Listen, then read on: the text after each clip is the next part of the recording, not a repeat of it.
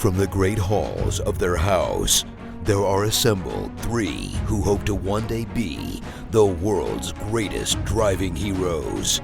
Created from the cosmic legends of the universe comes our team captain, the Vision, Bill Fisher. Their soon-to-be Wonder Woman, Vicki Fisher. Our Captain Marvel and head flight trainee, Jennifer Skripchuk. And our Batman, the master of tools, gadgets, and all things mechanical, our mild-mannered soon-to-be billionaire, Alan Danvers.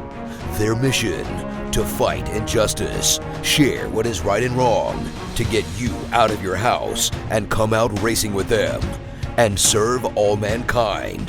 They are the Garage Heroes in Training Team.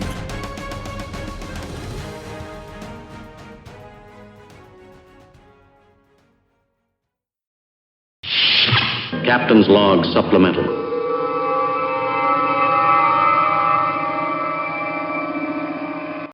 Miss Vicki. Yes, sir. You know what? What? I've been thinking about this Sentinel system. Yeah. Tell me about the Sentinel system. So what I was thinking was, we have the one car that's got the aim dash that's slowing us down. Because installing the aim dash is actually, it probably is easy, but it's quite hard the first time. We haven't figured that out yet. The Sentinel system is really easy to set up. So what I was thinking was, why don't we put it in the Lemons car, and we'll worry about the aim data information separately, and we'll kind of break it down into a project, because then we'd have the motorsports video system that we really, really want, and we'd be able to stream it. We just won't have the data inside, but we have the data outside, so we can combine them later. But I think that's a really good solution. So what does this Sentinel system do?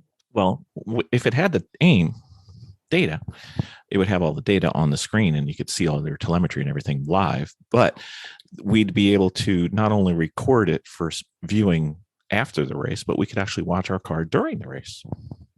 Ooh, like on the monitor and everything? On a monitor, if you were at home and I was at a track, or if you were at the track and I was at home, depends on who gets the short straw, but we'd be able to watch each other. It's something I've always wanted to do. And you know what? If you're driving, you know what you can do on the Sentinel system? What's that? You can communicate to me with your hands, and I can't do a thing about it. Even better. So, if you need to give a wave or a Jersey wave, whatever you need, we could save it and see it on the screen. And then you can have up to 3 different cameras, and it'll have picture in picture. You'll have the basic main shot out the front window, and then 2 cameras where you put them wherever you want. One could be on the driver, or one could be on the rear view. It's kind of cool. Then we can upload it onto YouTube. We could bore millions of people on YouTube. I love it. All right. Very well.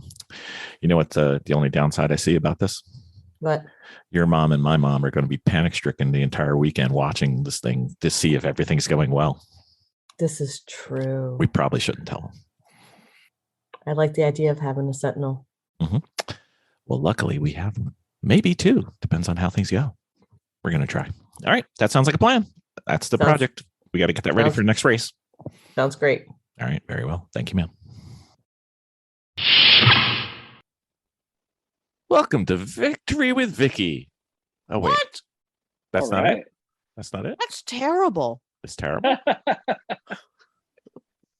Victorious Vicki?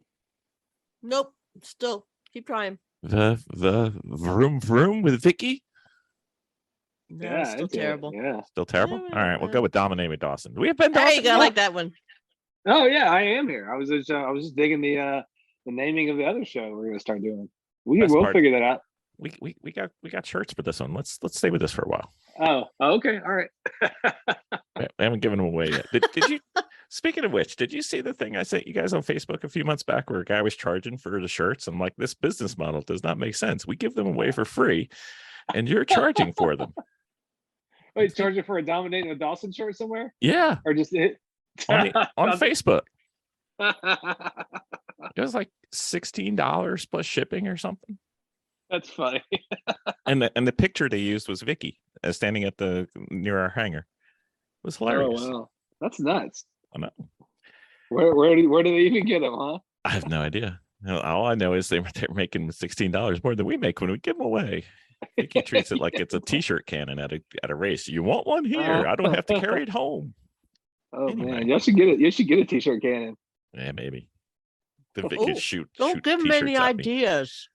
Yes. Then Don't give him any ideas. Okay. I got enough crap in the house in the hangar. Blah blah blah. Anyway, everything we need, we use. I have witnesses. Mr. Dawson, I have a question for you. Mm-hmm. It came to me in a fog of being sick, and I said, I don't think we've ever talked about this. And if we have, we're going to talk about it again. What do you think about the differences between catching a car, front wheel drive versus rear wheel drive? Huh. I got to tell you, almost all of my experience of having an out of shape vehicle on track has been a rear wheel drive car or truck. So I'm pretty good at chasing that. I'm trying to think back to tracking my old Ford Focus and stuff like that. I don't think I've ever really gotten a front wheel drive car that out of shape. I drove the Hoopty Corn, that old Ford Contour with the Mustang body on it. Was front wheel drive. The weirdest thing to me about front wheel drive was just managing, corner exit without getting too much understeer, like having the timing off where the thing yanks you off the track in a spot you don't want it to. Okay. Well, let's talk about what catching it is first. I guess we'll start with that, just in case people aren't fluid. What do you think of when you think of catching a car, besides racing it when you're running? And I caught that car, but right. No, I mean, I think when your car is not on the arc and trajectory it should be to optimize the corner, maybe one end is going faster than the other, or not cooperating. So you're catching a car that's understeering or oversteering or starting to slide or mid spin. I mean, sometimes the act of catching a car could be something that's done so early you're barely doing anything. You could be catching a slide even before it really starts, or it could be something as drastic as, oh, I have already spun 3/4 of the way around. I'm going to start working on trying to get this thing mowed down and back under control. So catching covers a lot of things, but in general, I just think the car is upset and out of shape, and you've got to fix it and get it back in line. Yeah, I think if you're 3/4 of the way crooked, you waited just a wee bit longer than you probably should have. But it's happened to all of us, right? I didn't say it wasn't the plan. I just, Yeah. What do you think, Miss Vicki? Do you have a difference between catching a car when you're front wheel driving and rear wheel driving? I have to be honest, I haven't been driving either long enough to determine that. Lies. Well, Lies, I know the back end, yeah. The front end, it's just so automatic for me that I'm not thinking about it in the moment. Honestly, I just, and it's a bad habit. I'm telling you, it's a bad habit. Don't do it. Don't do it, because I'm trying to break it. Is I just let go of the steering wheel just for a moment. Just like I kind of ungrip and then grip it again, and the wheels just straighten out. It's a bad habit. I know it's a bad habit. This is news. I know, but we're about to have our first intervention on a Dominate with Dawson. I know it's terrible. It's a really bad thing, but it had worked for me, and I know that it's wrong, and it's something that I got to have an instructor in the car to kind of smack me in the back of the head when I do it. Yeah, that sounds like something somebody would do if they didn't have kids. Not me. I just get told no, so I'm not doing it. So somebody else is going to get volunteered for this job. Well, I did it once or twice. So, but I don't even realize I'm doing it. So are we currently releasing the wheel mid corner, or was that a thing of the past? Is that a vestige of the past? No, vestige of the past. This okay, is all right. No, not in a corner. No, not when I'm in a corner. It's just maybe if I'm on an exit, or if I kind of hit something weird, like a weird patch or something. Uh-huh. Okay. Yeah.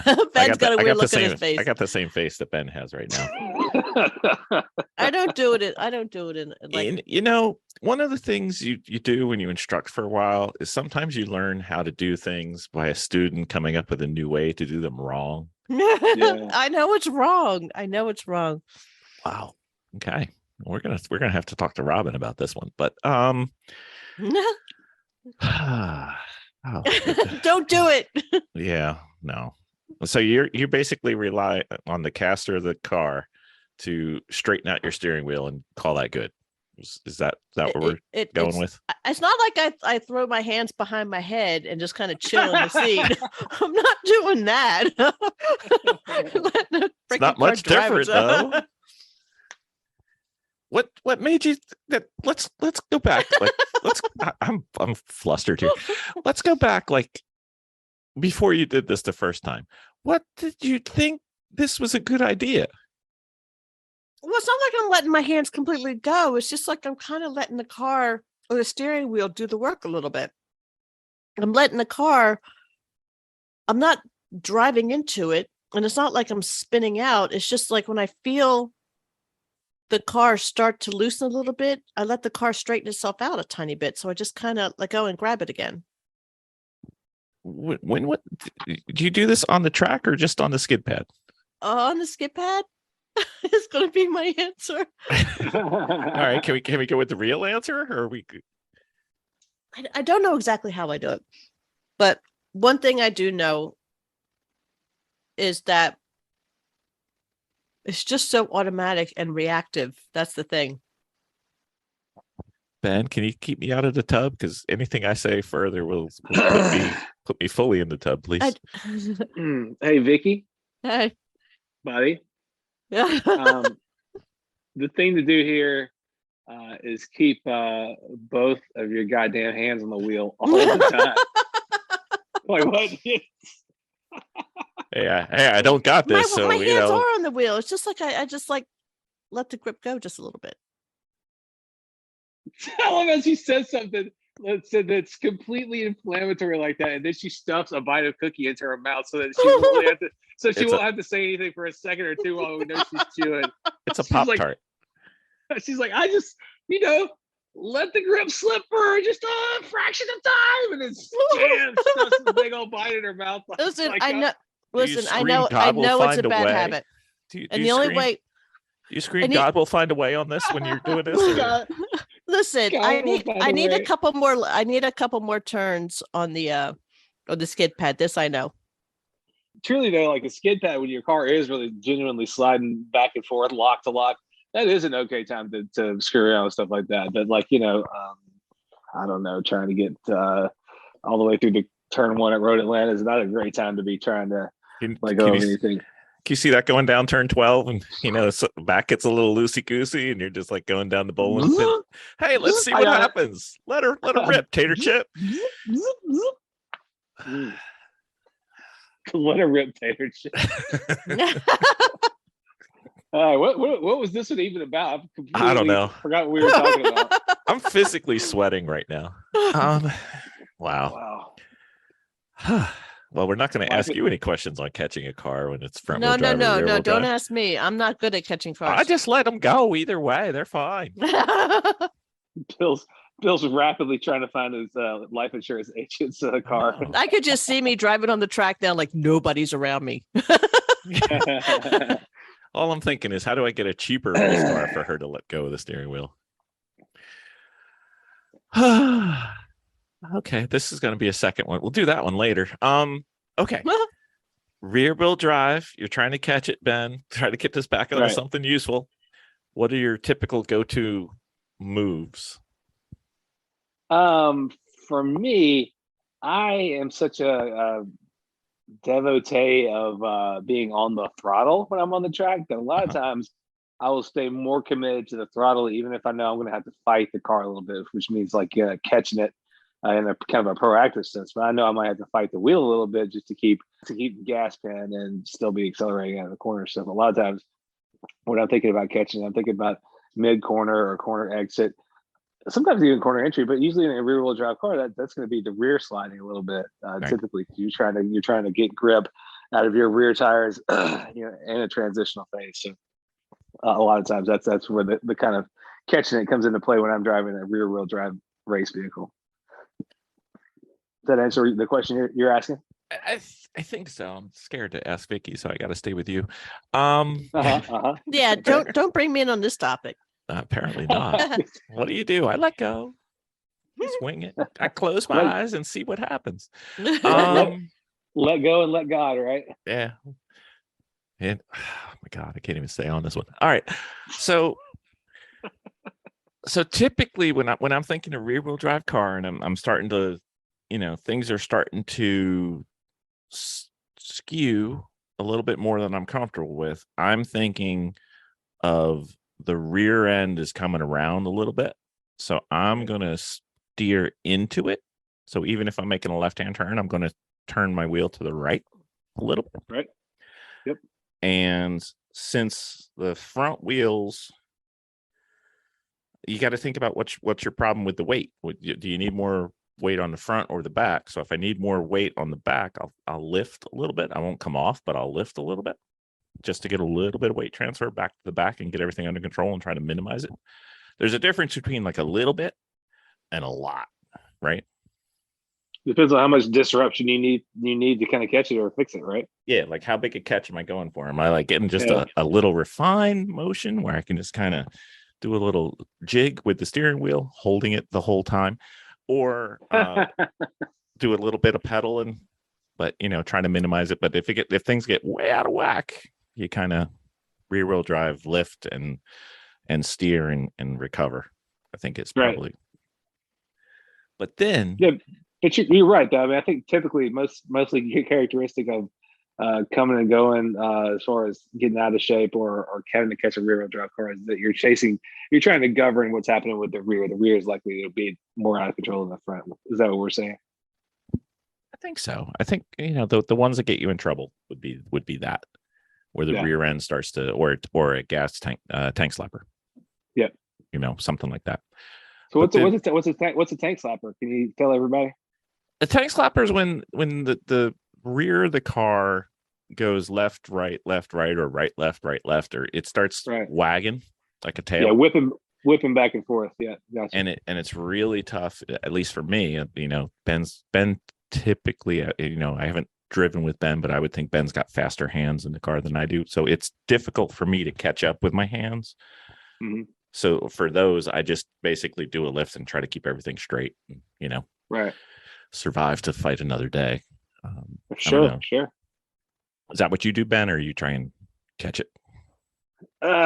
Depends on the amplitude, how big the swings are. And where you might be. Wiggle, yeah, exactly. What direction I'm pointed, what direction I need to be pointed. But yeah, I mean, if it's like I said, I'm a big believer. I'm in the cult of the wide open throttle. So if I have to sacrifice something else in service of keeping that throttle pin down, I'll fight the death wiggle a little bit. But if it's way back and forth, you're gonna have to give up on something. You may not be able to stay on the throttle like you're talking about, Bill. It might be wise to let up a little bit until things get back under control and then jump back on it. But like if it gets bigger, what you're doing is not working. Yeah, exactly. Yeah, it started small, it keeps getting bigger. Stop what you're doing. Plan B. Whatever you're doing is not good. Yeah, and plan B does not include letting go of the steering wheel. That's plan F. That's plan Z squared, I think.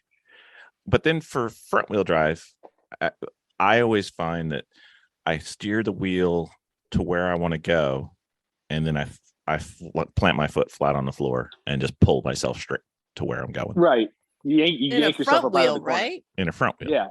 Yeah. Not in a rear wheel. No. But we're just it's what you wish would happen in a real world drive. Yeah, sometimes. Not necessarily what happens. No, not what happens. But the keys for me, the biggest thing that I always try to be conscious of is looking where I want the car to go. Sure. And then kind of reacting to it, staying in control of the wheel and reacting to it and going in that direction and letting my feet and hands do what they need to do, because you tend to have a predisposition to going where your eyes are focused. So thank goodness, right? Yeah, because don't look at the trees, right? Yeah, don't look where you don't want to be. It's we've talked about that track magic a million times, but look where you want to be going, and your car and your hands, and hopefully everything will be able to follow you. But that's typically what will happen if you just focus on where you want to be. Mm-hmm. Did we miss anything on this one besides Vicki doing crazy stuff? No, I'm just going to stay out of this one. Yeah. Until I get more training. I think you're in the tub on this one. Yeah, Um, but like I said, everything I do is reactive. I can't explain it. I haven't done it enough to explain it yet. Can I ask you a question? Sure. When you were in your HPD 1 class, did they ever say, hey, when you're out on the track and you get in trouble, just let go of the wheel? No, but So you came up with this on your own. it also depends on what division it was, because that's a street. it was never brought up. That's a street habit. You have that habit from the street, right? No, because I haven't done Oh, it. really? I haven't done that on the street.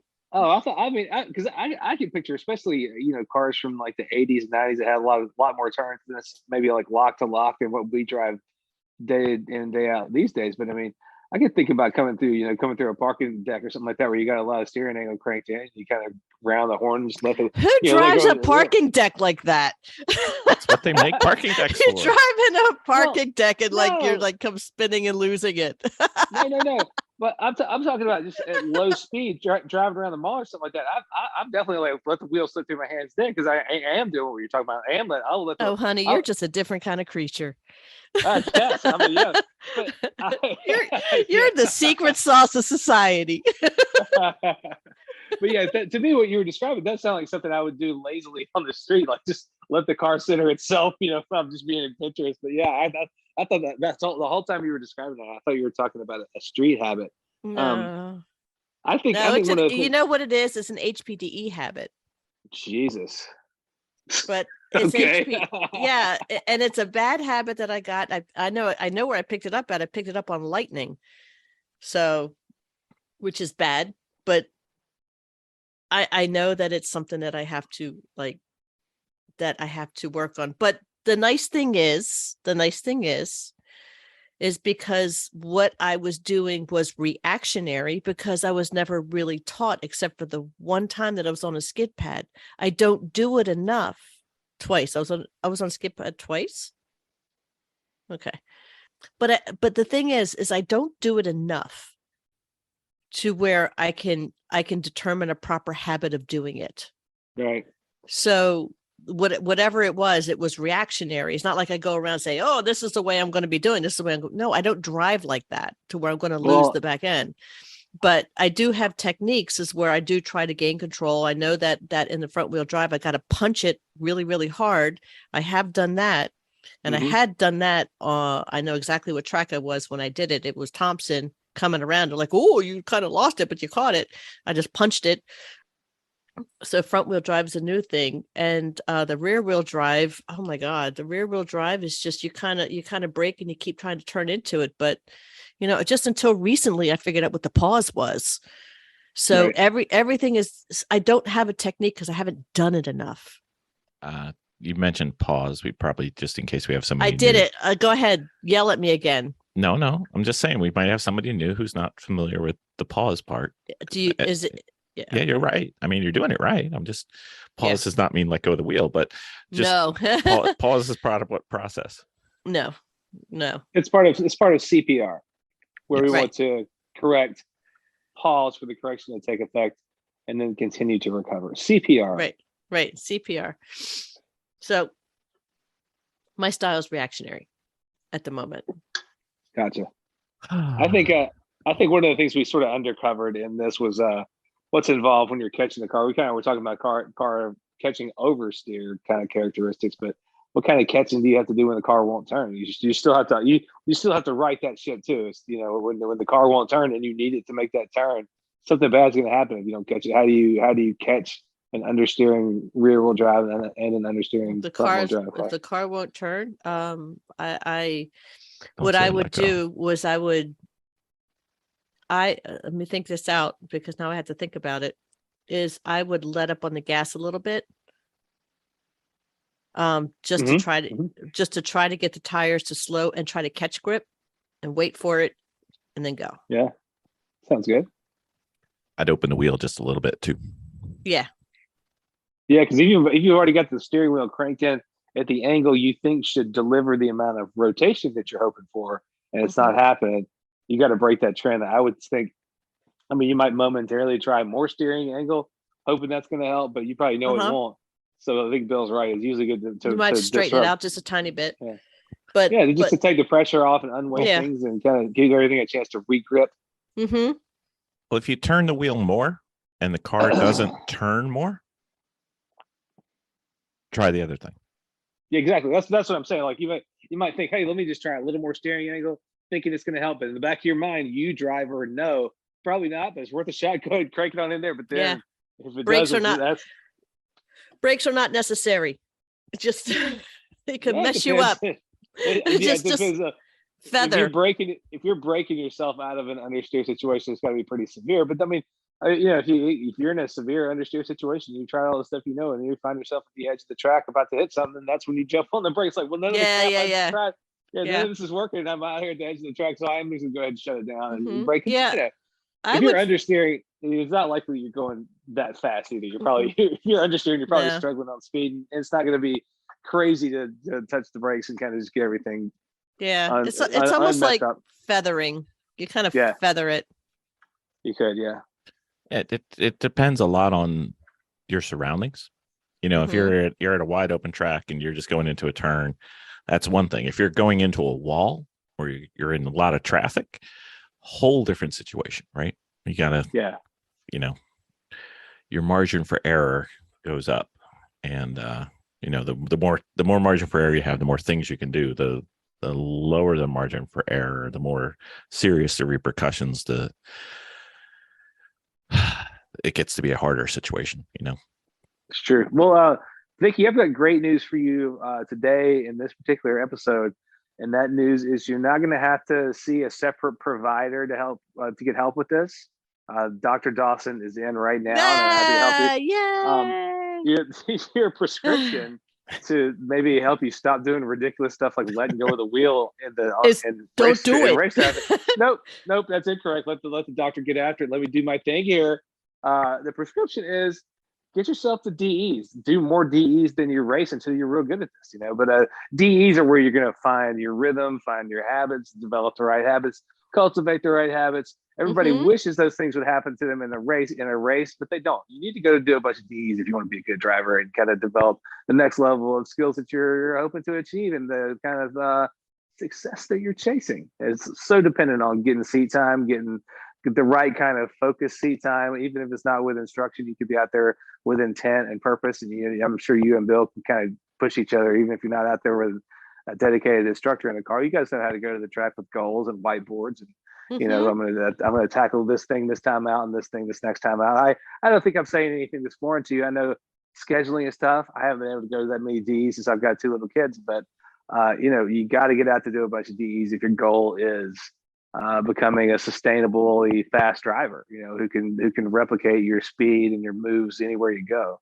You got to it takes a lot of working out to get to that point, I think. Can you do me a favor? Me? What? Yeah, you. Okay. When we go to the next HPDE, which is going to be a little over a month from now, Ooh. You need to get somebody in your car both days. Okay. I can make suggestions. I can get people to do it. It won't be me. Good. Sounds like a plan. Well, yes, we had an intervention. I tried a topic. That's true. I tried to get somebody in my car last time, and I couldn't get anybody in my car. Well, we'll get somebody in there for you. We'll find somebody. I have sent 2 text messages to 2 former guests. I have not gotten a response back. We will let you know. If anyone, just put me out in the parking lot and just let me do like a skid pad. Just send me out there. Let's go have fun. If anyone would like to write in with a comment, we did get a comment this week. Did we? Oh, yeah. Did I share that one to everybody? I think I did. Maybe. If anybody would like to have a comment about what Vicki's doing by letting go of the steering wheel, or potentially ways to get her to stop letting go of the steering wheel, garageheroesandtraining@gmail.com would be a fantastic place to have fun. And also, before you write in, we've tried the spray bottle, we've tried the Coke can full of pennies. Those things haven't worked so far. So, just so you know. Exactly. And I can sleep in the tub all times, but it just won't matter. It just doesn't seem to fix anything.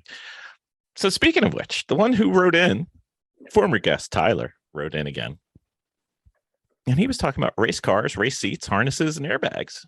And he thinks that the let's see, he has a race seat in his car, and he put in a bar so he could have a harness. And man, we made Tyler mad with what we said, I bet. Well, he's concerned with the airbags, I think, is the general worrying about whether the airbag using a harness 4-point, 6-point, 5-point. Mm-hmm.